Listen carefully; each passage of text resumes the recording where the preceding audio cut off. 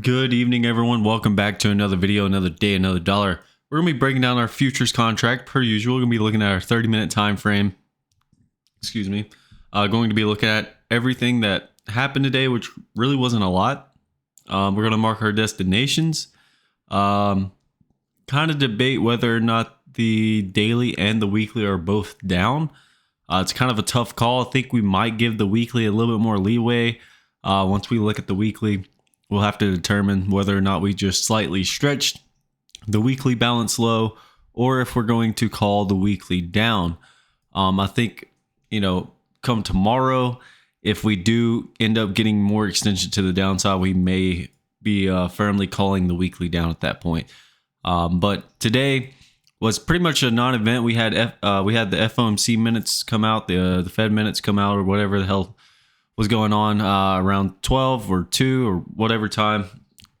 I wasn't really present. Whenever we have these types of days or this, Fed heads come out, I tend to try to stay away from the market around those times just because I know the type of trouble I can get myself into. But today was a very complicated day to trade. We opened with a gap to the downside below the previous day's low, below the fifth low, and pushed down and got the weekly balance low, daily balance low.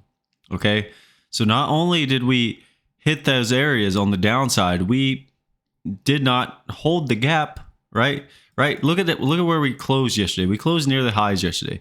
A lot of the overnight session, if I pull it up here, a lot of the overnight session, if you're looking at this bottom right chart, a lot of the overnight session chopped around near yesterday's high.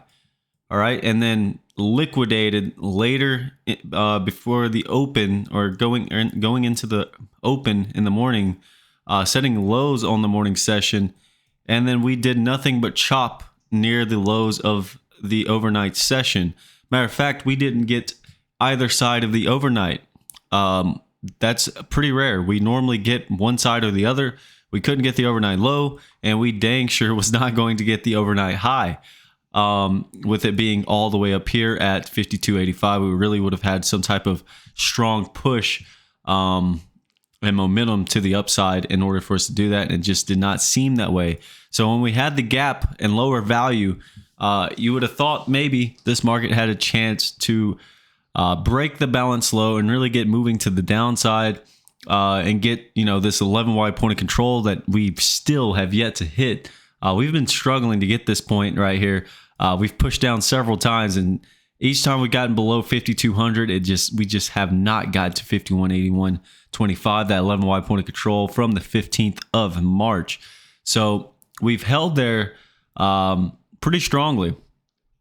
We pushed up, got back above the open, filled the gap, pushed up even higher, and then missed getting our 9 wide point of control from yesterday's session. Okay. So not only did we not get the 11 wide point of control down here, we didn't get the 9 wide point of control up here when we pushed up. We attempted to go trend up. We failed, rolled over, went towards the lows, held, rotated, and then it just became a choppy rotational day. And these types of days tend to be a more difficult kind of trade. Some people like them, some people hate them.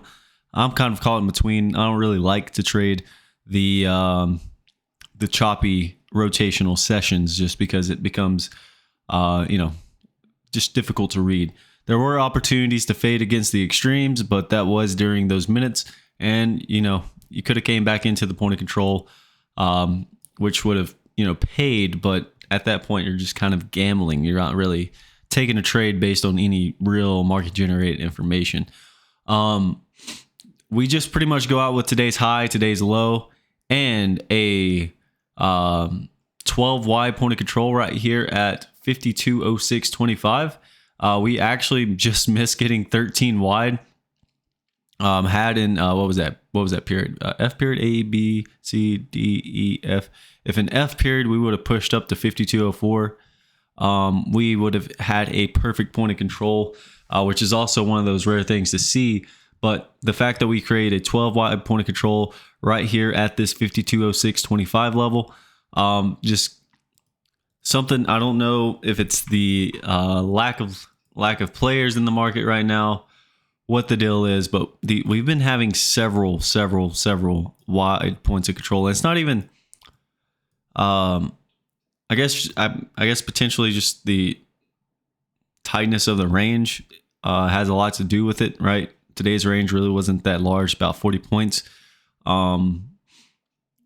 But we've been having a lot of wide point of controls. Even yesterday's point of control was 9 wide, and the range was rather large.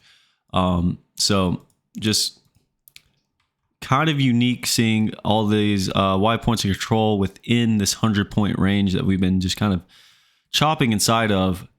Has caused a lot of issues for a lot of traders. Today I did pretty well. Only trades I did take were on the long side, and that was pretty much fading the edge. Got in, got out, made money, and that was pretty much it. Took 3 trades total. Ended up, not big on the day, $150, but better than losing any money. So let's go ahead and mark these destinations. Look at the bigger picture. We'll look at the weekly, we'll look at the daily, and then kind of come up with a consensus on whether or not we're going to call this thing down or if we're going to call it balance still. It's very tough, especially since we really didn't get much extension or acceptance below the balance low of 94.25. So just very interesting how we really couldn't even push down to that 81.25 level, that 11 wide point of control back from the 15th here, which led to this larger move ultimately on the upside. Let's go ahead and mark this point of control here at 52.06.25. Get there. Oh no. Ooh, I was close. 52.06.25. 12 wide point of control. Put today's date, the 10th.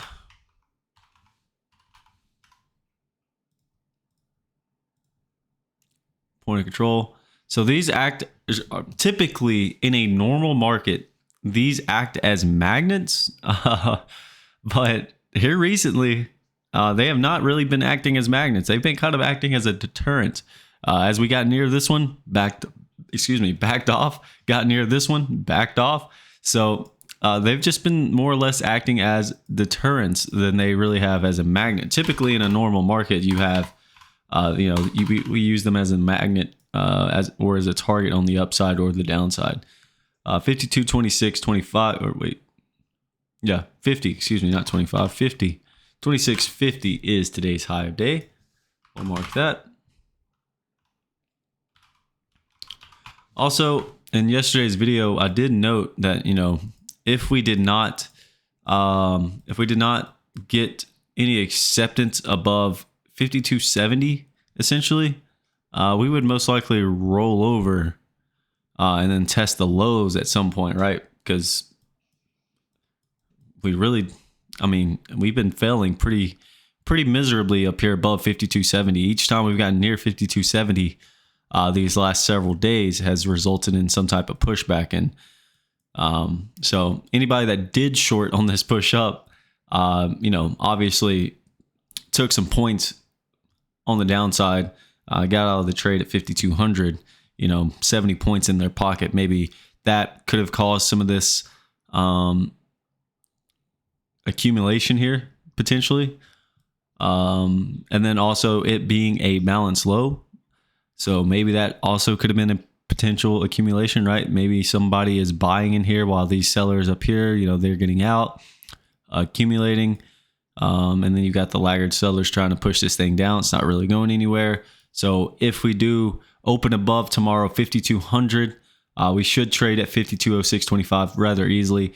If we hold above 52.06, we should trade up to 52.26, today's high. If we take that out, we should get 35.25 easily, and then we have a vacuum up to 52.74.25. And then I would not be surprised to see maybe some more profit taking and near that 52.86 level. But it's very, very complicated and tricky to read. I also said in yesterday's video that you could call this a tighter daily range, whereas I was using, we'll look at the daily here shortly. but I was using the fourth's high and the fourth's low essentially as my whole balance range.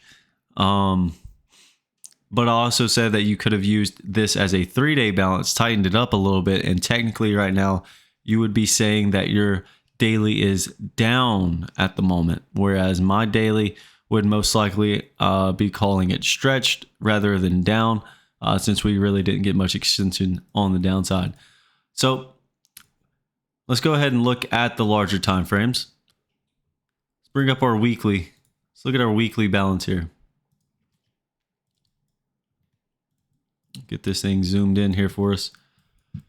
So this is our weekly balance. This is our weekly range that we've been trading within since we stopped the one time framing up last week, right? We came into a balance.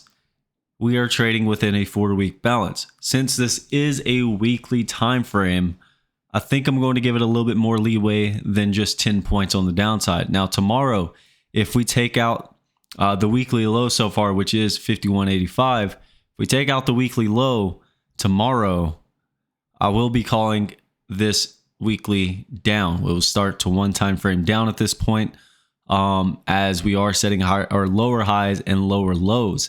So we could be potentially be seeing the beginning of a downward trend, which, like I said, would not be unhealthy to see a nice 5% pullback, which would result, somewhere around this 5100 level.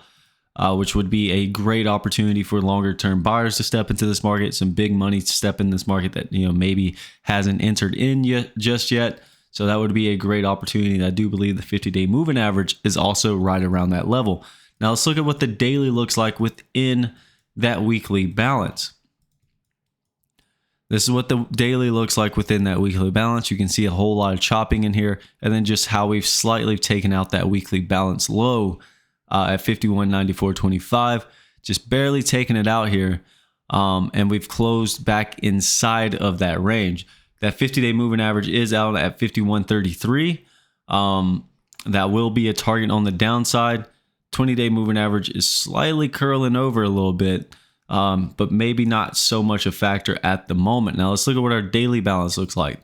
Our daily balance was also similar to our weekly balance low. And like I said, this is where things it becomes an art, not a science, right? It's up to you and your discretion on whether or not you want to call the daily down or if you want to call it stretched balance. For the weekly, I'm most certainly going to say that the weekly is stretched on the downside and we are still within a balance. Okay, so I'm going to use balance rule number 2 for the weekly. Now for the daily, I'm going to say the daily is also stretched. We're going to use balance rule number 2, just because we close back inside of the balance area. Had we closed below it, I think I would have called the daily down. But because we closed back inside of it and didn't get much extension or really any continuity below that level, I think I'm going to have to say that we've also stretched the daily balance on the downside. So what I'm looking at right now is the potential of balance rule number 2, which is a stretch of balance, right? Balance rules for there are 3 of them. You got number 1, which is getting near balance low or high, and getting near balance low rotates to the other side, getting near balance high rotates to the other side of the range, right? Rule number 2 is getting to the balance low or high and slightly stretching it and then coming back in, which would result in a move back to the other side of the range. So tomorrow, if we open up above, like I said, 5,200, and we get above that 9-wide or our 12-wide point of control, I really think that this market could push up, right? Could push up to those levels on the upside. We begin to get any acceptance back above the 20-day moving average, and then we'll most likely test the other side of this range at 53.0850. However, same thing on the downside. If we do not open above 5,200 and we push below today's low, the daily will firmly be one time framing down at this point. Okay, there will not be any stretching. We will be using balance rule number 3 at that point, which is getting to, through, and away from that balance area. So both the daily and the weekly would be down at that point for me. But right now we're going to say that it is slightly stretched and we're going to move it down to right here, just to kind of keep our eye on it. Okay. So moving forward right now, balance still slightly stretched our balance today. If tomorrow we take out this low again, daily and weekly both go down for me regardless. And then we'll begin to target the 50-day moving average. And then this balance area highs where we kind of broke out of, came back into, and then broke out of again. So this area will be of interest to me. Basically anywhere near the 5100 level will be of interest to me. And then obviously you do still have this gap down here below 5060, which you most certainly do not want to see. I believe on the monthly, we would need to take out 5063 on the monthly in order for the monthly to come back into a balance. But if you want to see this thing continue to push up higher, we need to see some consolidation for a little while on the smaller time frames and then continue to push up higher on our monthlies. So with that being said, ladies and gentlemen, hopefully that all made sense. Thanks for stopping by. If you did enjoy the video and you made it this far, leave a like down below. Comment something. Let me know how you traded, how are you trading, and whether or not you're going to call the weekly down at this point and the daily down. Once again, huge shout out to Paul Asmar. Great mentor. Go check him out. CamelbackTrading.org and Camelback Trading Paul Asmar on YouTube. We'll catch you guys in the next one. See ya.